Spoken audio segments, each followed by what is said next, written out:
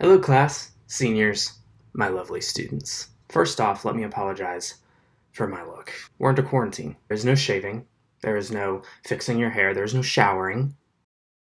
Well, maybe we should still do the last one. Anyway, I finished up a new book the other day, and when I finished it, I realized I wanted to tell you guys about it. But I couldn't, because the world's in the middle of an apocalypse. Anyway, so I wanted to tell you about it, and then I realized, what's stopping us? The internet can't get a virus? Well, not that kind. So yeah, I want to do a virtual book talk with you guys. Our first one over Sue Monk Kidd's book, The Secret Life of Bees. In case you're wondering, no, this is not like a Disney movie where all of the main characters are talking bees. That would be ridiculous. So anywho, synopsis time. Lily Owens is looking for love.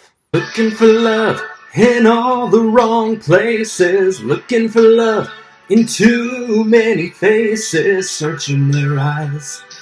Looking for traces of what I'm dreaming of.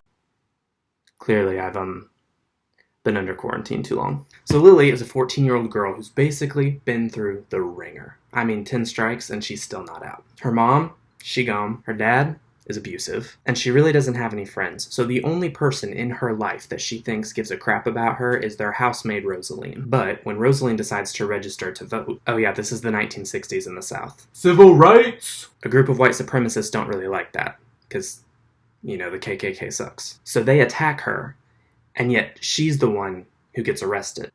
Yep. Sounds like the South. So she gets arrested, and Lily's scared of what's going to happen to her when she's in jail, and what's going to happen to Lily if the only person who's ever cared about her suddenly can't exist in her life anymore. So she breaks her out of jail. Breaks her out of jail. Like, breaks her out. And I'm just sitting there thinking, like, what kind of 14-year-old kid breaks someone out of jail? One that I went in my freshman English class. Because at that point, I wouldn't have to police the class. Discipline? Nah, man. See that girl in the back of the class who broke her housemaid out of jail? She's got the discipline covered. She could probably even get Zoe under control. Back to the story. So Lily breaks Rosaline out of jail, and they go on the run, and the only thing that Lily has to guide her are some mementos that are left behind by her dead mother, and one of them has the name of a city on it. Tisborn? Tisbon? Tisborn.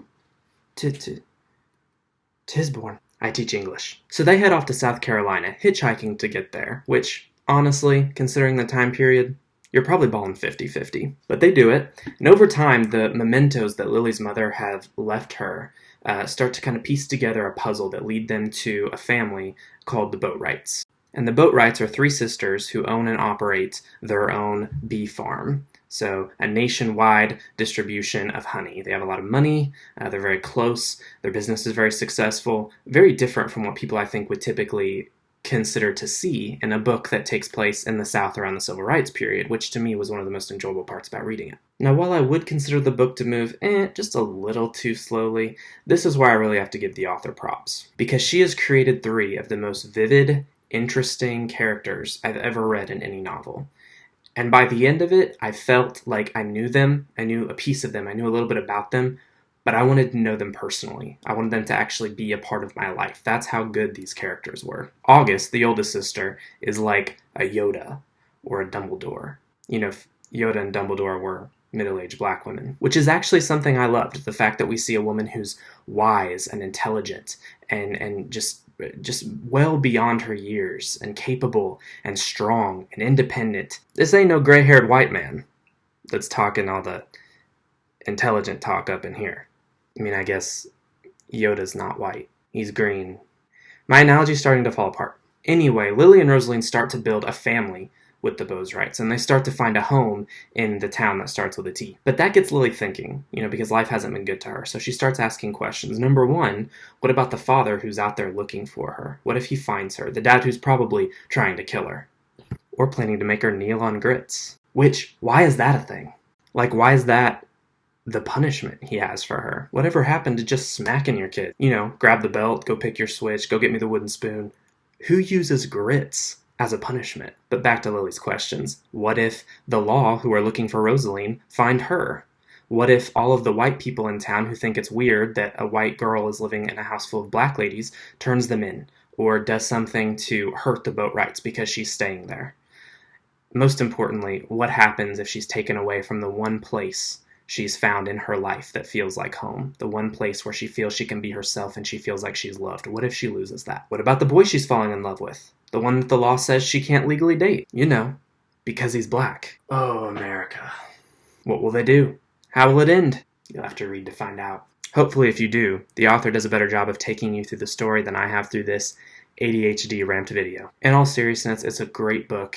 It has beautiful character portrayal throughout the entire thing. It has a lot of historic importance concerning a time in the American South when whites and blacks were supposed to be equal and still weren't treated as such. I think it has a lot of application to today with some of the prejudices that we're seeing and some of the division that we're seeing in our country. Beautiful, beautiful, beautiful. And the quotes? Dang. Someone who thinks death is the scariest thing doesn't know a thing about life. Yikes. Stories have to be told or they die. And when they die, we can't remember who we are or why we're here. Remember when I mentioned Yoda? I loved him enough. I just loved my freedom more. This one I connect to. Single club for life. Anyone? Anyone? When it's time to die, go ahead and die. And when it's time to live, live. Don't sort of maybe live, but live like you're going all out. Like you're not afraid. Live like you're not afraid. That explains the hitchhiking. When you get down to it, that's the only purpose grand enough for a human life. Not just to love, but to persist in love. It's like a Hallmark card. Anyway, guys, I highly, highly, highly recommend this book. Recommend it, while you guys are quarantined, while you're spending a lot of time with your family, hopefully spending a lot of time outside, that you also take time to sit down and read a good book. And this is one that I definitely would give 10 thumbs up to, okay? Hope you guys are staying in. Hope you're taking care of yourselves. And I hope I get to see you guys soon because your teacher misses you.